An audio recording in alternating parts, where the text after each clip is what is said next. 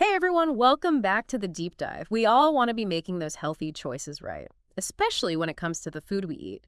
But sometimes it can feel like you need a degree in nutrition just to pick out your veggies. Totally. Information overload is a real thing. It is. So today we're going to break down two nutritional powerhouses and we're going to keep it super simple. We're talking kale and spinach, those leafy green superstars. Love them both. Me too. We dug into some great articles from Medical News Today, Healthline, and even Veg News, which had some interesting insights.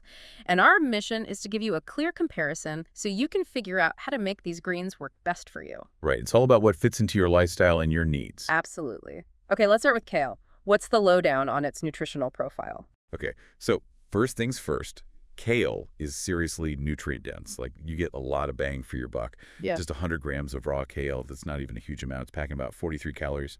You get almost 3 grams of protein, which is pretty good for a veggie. And then fiber, which everyone's always talking about, and you get over 4 grams of that. Yeah, fiber's important. Like, keeps everything moving, right? Exactly. Keeps things regular, helps with digestion. It's a good thing. Awesome. So besides those, what vitamins and minerals should we be paying attention to in kale? Well, kale is really high in a few key things, like calcium for strong bones. 100 grams has 254 milligrams.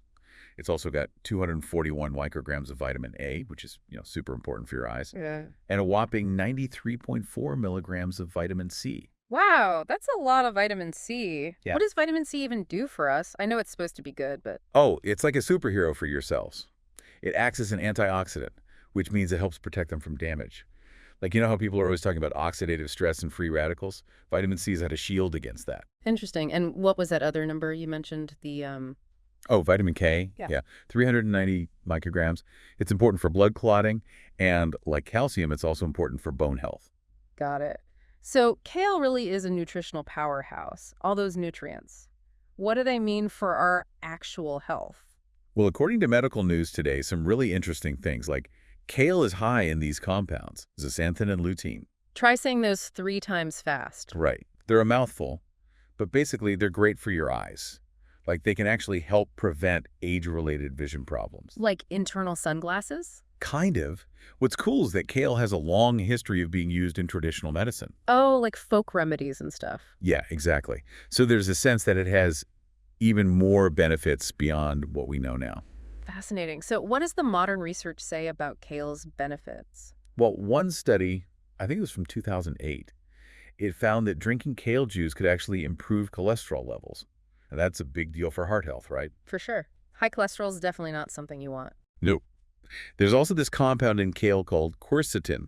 Early research suggests it might be good for blood pressure, so more potential heart-healthy benefits. So basically, eating kale is like giving your heart a high five. Pretty much. And we can't forget those antioxidants we talked about, like vitamin C. They help fight oxidative stress, which is linked to a whole bunch of chronic diseases. Right, like the stuff we don't want. Exactly. Plus, there's the fiber, which, helps with digestion. But it can also play a role in lowering the risk of things like heart disease and some types of cancer. Yeah. And this is interesting for anyone who's into plant-based eating. Kale actually has a decent amount of protein compared to a lot of other veggies. Yeah, that's good to know. It's always helpful to find plant-based protein sources. Totally. And then, for anyone who's pregnant or thinking about getting pregnant, kale is a good source of folate. That's super important for a healthy pregnancy. And the calcium we talked about, that's helpful for preventing osteoporosis as you get older. So kale's looking pretty good all around. Now, Healthline also did an analysis of kale, right? What did they focus on? Yeah, so they looked at a 1-cup serving, which is a more realistic portion for most people. That's about 21 grams.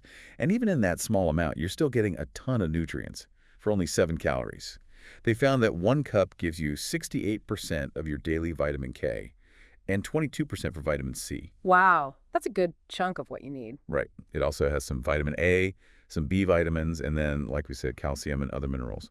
What's interesting is that Healthline and Veg News both pointed out that kale tends to be higher in vitamin C, calcium, and vitamin K compared to spinach. Good to know. Okay, so let's switch gears and talk about spinach. What does its nutritional profile look like? Spinach is a bit different. According to Medical News Today, 100 grams of raw spinach has only 23 calories. It's got about the same amount of protein as kale, like 2.86 grams. Not much fat, 3.63 grams of carbs, and about 2.2 grams of fiber. Okay, so still decent on the fiber front. Definitely. And like kale, it's got some standout vitamins and minerals. Like it's really high in vitamin A, Yeah. 469 micrograms, which is a ton. And it's got more folate than kale, Hmm. 194 micrograms. And then it's a vitamin K rock star. It has 483 micrograms of vitamin K. Wow. That seems like a lot. It is. It also has some calcium, Yeah. about 99 milligrams. Less than kale, though. But it's got good amounts of iron and vitamin C as well. Interesting. So they both have their strengths. What does medical news today say about the health benefits of spinach? Well, like kale, it's got that good amount of protein for a veggie, and it's got the fiber, which we already talked about. They even cited a study, I think it was from 2019, which found that eating more fiber can be really good for people who have high blood pressure or type 2 diabetes. Yeah, heart health is so important. It really is. And one of the things that's really cool about spinach is that it's got all these phytochemicals and bioactives. Phyto. What now? Phytochemicals. They're basically these compounds that plants make, and they can have a lot of health benefits.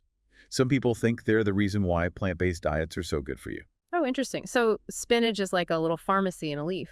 Right. The article even mentioned a couple of them, thylakoids and glycolipids.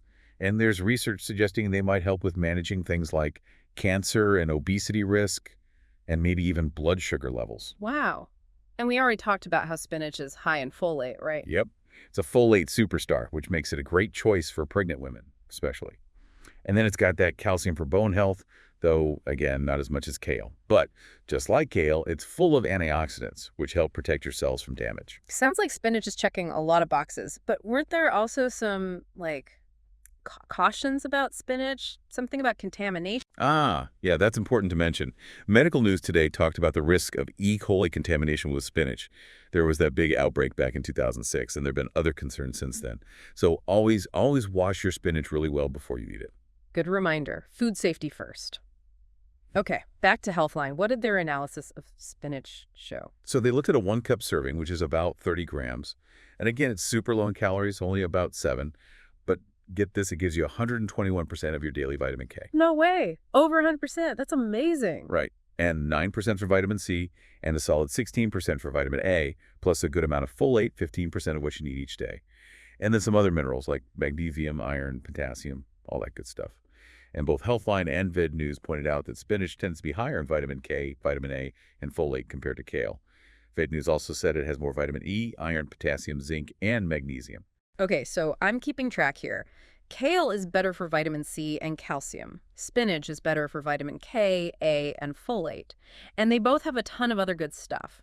So besides all those nutrients, what else should we be considering when choosing between the two? Well, Healthline mentioned something important about spinach. It has oxalates, which are these compounds that can bind with calcium in your body. And in some people, that can lead to kidney stones. Oh, that doesn't sound fun. Not at all. So if you're prone to kidney stones, especially calcium oxalate stones, you might want to watch how much spinach you're eating. But here's the good news. Boiling spinach can really reduce those oxalates. So another cooking tip. Boiling your spinach can make a difference. Got it. What about kale? Are there any, downsides or things to watch out for? Yeah, there's one thing. Since kale is a cruciferous veggie, it's got these things called goitrogens. One of them is actually called goitrin, and these can potentially mess with your thyroid by affecting how your body uses iodine. Uh-oh. That doesn't sound good. Don't worry too much. For most people, eating kale in moderation isn't a problem, especially if you're getting enough iodine in your diet. That makes sense. So it's kind of like with the spinach and oxalates, cooking can help, and making sure you're getting enough of other nutrients is important. Exactly. Cooking kale helps break down those goitrogens. So if you're a kale fan, just cook it up and make sure you're getting enough iodine. And then you're golden. Awesome. So really, it sounds like both are super healthy overall. 100%. Healthline made a great point about that. Both kale and spinach are low in calories, they're packed with antioxidants, and they're linked to good heart health and a lower risk of cancer. And all the sources we looked at, Medical News Today, Healthline, and VegNews, they all agree that we should be eating a variety of leafy greens. It's not about just choosing kale or spinach. It's about mixing it up and getting all sorts of greens on your plate. Right, so more greens, period. Exactly. But if you do have specific health goals, Knowing what each green is best at can help you choose. Like if you're really focused on bone health, kale might be a slightly better choice because it's got more calcium. If you're pregnant or need more folate, then spinach is your winner. And for iron, spinach is a better source. That's super helpful for people who are trying to be strategic about their diet. Okay, so we've got all this great info about kale and spinach. Now let's talk about actually eating them. What are some easy ways to get more of these greens into our meals? Both Healthline and Veg News had some awesome ideas. Mm-hmm. Obviously, salads are an easy way to go. Spinach tends to be better raw because it has a milder flavor, but it's all about personal preference. Yeah. And both kale and spinach are amazing in smoothies. You get all the nutrients without a strong taste. Then there's sautéing, just a little olive oil, some garlic, delicious. And you can throw them into soups, pasta, even breakfast scrambles. Yeah, I love adding greens to my eggs in the morning. Me too. It's such an easy way to sneak in some extra veggies. Oh, and Veg News mentioned kale chips. Oh, yeah. Kale chips are so good. They are, right? Way better than regular chips, and they can satisfy that crunchy craving. And Veg News made a really good point about all of this.